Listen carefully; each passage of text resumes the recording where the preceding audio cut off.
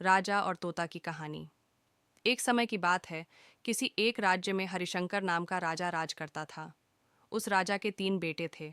उसकी ख्वाहिश थी कि वह उसका सबसे काबिल बेटा उसकी राजगद्दी संभाले, लेकिन वह इस बात लेकर संशय में था कि तीनों में से किसे वह अपना राजपाट सौंपे। एक दिन राजा को एक तरकीब सूझी। उसने उसी समय अपने तीनों बेटों को बुलाया और कहा, बेटे, आज मैं तुम सबसे एक सवाल पूछता हूँ। अगर तुम लोगों के सामने एक गुनहगार खड़ा हो तो तुम उसके साथ क्या करोगे? इस पर राजा के पहले बेटे ने कहा, उस अपराधी को सजाए मौत दी जानी चाहिए। वहीं दूसरे बेटे ने कहा, गुनहगार को कालकोठरी में बांध देना चाहिए। जबकि तीसरे बेटे ने कहा, पिताजी, हमें उसे सज़ा देने से पहले इस बात की जांच करनी चाहिए कि उसने सही में अपराध किया है या नहीं। इस पर राजा के तीसरे बेटे ने सभी को एक कहानी सुनाई। एक राजा था जिसके पास एक बुद्धिमान तोता था। एक बार उस तोता ने महाराज से कहा, मुझे अपने माता और पिताजी के पास जाना है। राजा ने उसकी बात नहीं मानी, लेकिन तोता ने हार नहीं मानी। वह लगातार महाराज से जिद करने लगा कि मुझे माता पिता के पास जाने दें। अंत में राजा ने तोता की बात मान ली और कहा, ठीक है, तुम अपने माता पिता से मिलकर आओ, लेकिन वहाँ ज़्यादा दिन नहीं रुकना।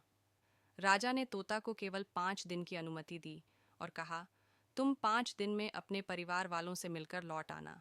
इसके बाद तोता 5 दिन के लिए अपने माता पिता के पास चला गया।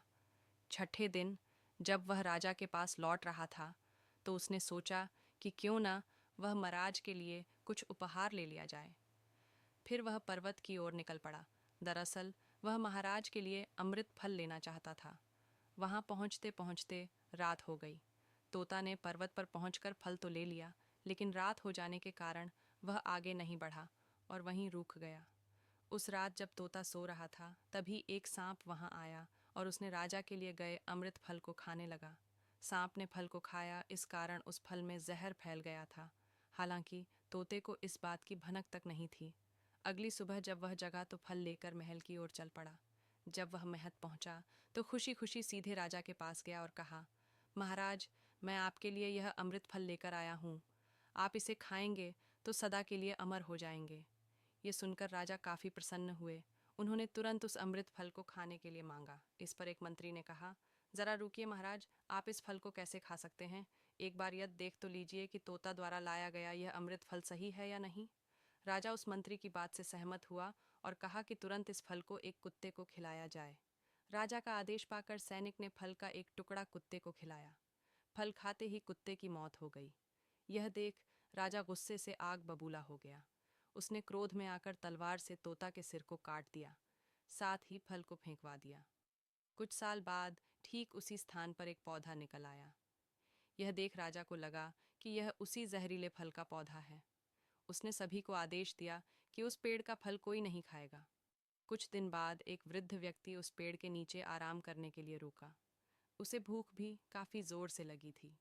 उसने उसी पेड़ से फल तोड़ा और खाने लगा। फल खाने के बाद वह बूढ़ा व्यक्ति एकदम से जवान हो गया। राज ने जब यह देखा तो वह आश्चर्यचकित रह गया। उसे समझ आ गया कि वह फल जहरीला नहीं था। उससे बहुत बड़ी गलती हो गई। उसने बिना सच्चाई जाने तोता को मार दिया। इसे लेकर उसे काफी पछतावा भी हुआ। इसके लिए वह मन ही मन खुद को कोसने लगा। इधर तीसरे राजकुमार की कहानी खत्म होने के बाद राजा हरिशंकर ने उसे ही अपना उत्तराधिकारी नियुक्त किया। इसके बाद राज्य में जश्न मनाया गया। कहानी से सीख।